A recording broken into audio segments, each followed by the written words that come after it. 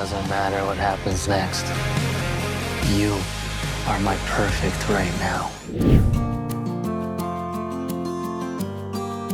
It was 5 years ago, I think it was 2020, that like kind of in the wake of COVID was still going on.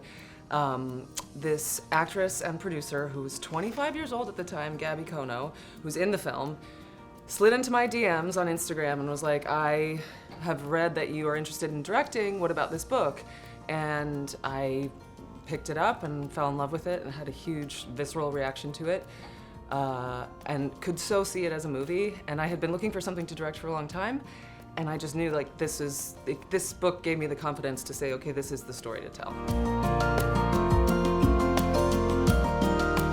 So I was adapting Wish You Were Here while we were working on Orphan First Kill. I was also doing my job as an actress, but it was COVID time, so we couldn't socialize, we couldn't do anything. So you'd go home from the end of a workday and you'd just be alone in your apartment.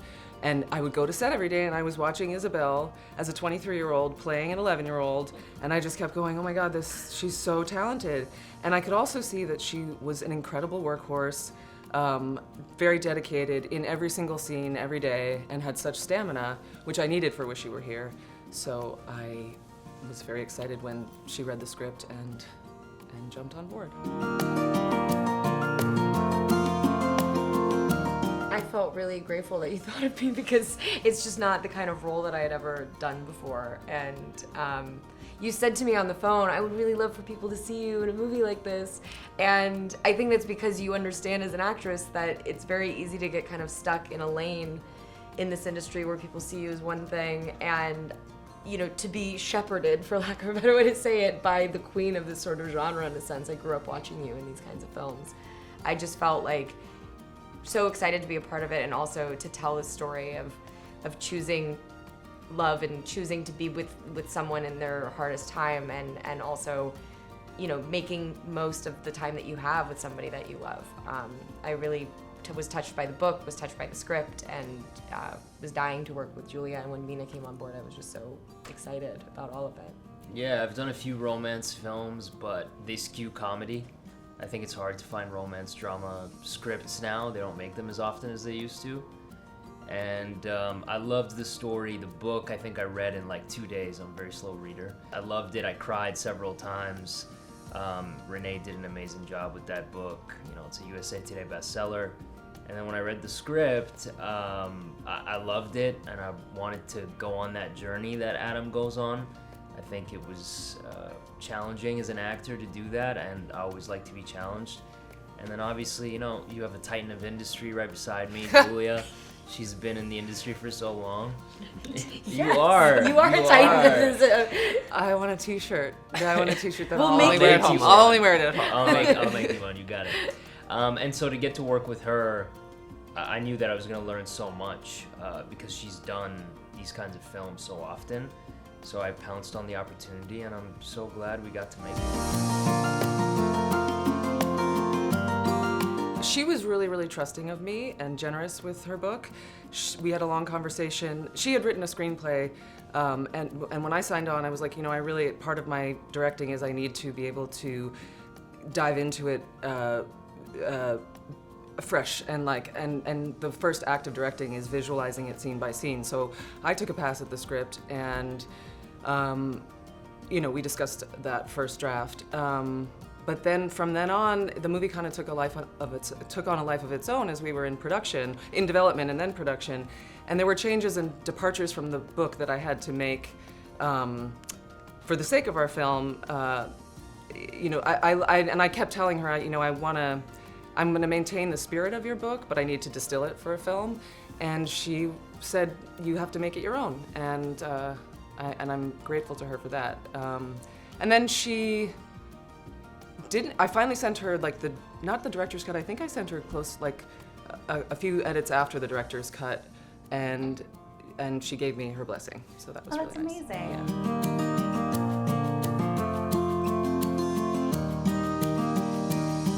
There was a scene, I knew it when there was a scene that first night when they go back to Adam's loft, and we had planned all this coverage of it, many different camera angles, because it's like an 8-page scene, and it's so important. It's when you see them falling in love. And I didn't want to have a sex scene because I was like, I hate watching them and I hate filming them, and I've got to figure out a better way to show intimacy. The dialogue from Renee's book was so beautiful, and this dance that they do together. So we staged it and then followed them around with a Steadicam, and this kept going, and I didn't have to yell cut, and they got through the whole scene, the two of them, and it was riveting and electric. And when I yelled cut, finally the scene was over, my DP and I were looking at each other like, and then we thought, okay, well, I guess that's the scene. And it was just such a gift for a director to have two actors that were so on point and so good with each other. You know, there are some subtle changes, but I also love how you kept so many lines from the book. I preserved a lot of dialogue, because the one that I've got it like highlighted on my ebook, what Seth says at the very end, like, I think we're soulmates. Yeah. But I think we can have more than one. Like that, I loved that you kept that in, because I thought that was so integral to just the meaning of this story. Yeah, I mean, I think that I'd sat down before this to write different screenplays. I had ideas, and I could never quite finish them or actually do it. And when I was adapting Wish You Were Here, all I had to do was go, okay, what happens next? And I'd go back to her book, and I always had that as a template. And there were things that had grabbed me initially that I just had to mine and pull out. Like, for instance, the mural as a visual representation of their relationship. Certainly dialogue, because she has some killer lines in there, like when they're in bed together the first night and he says, have I asked you to marry me yet? And she says, every day. And he says, well, and she says, I always say not yet. Why? Oh my God, I memorized it. Because I've lived with it for 5 years.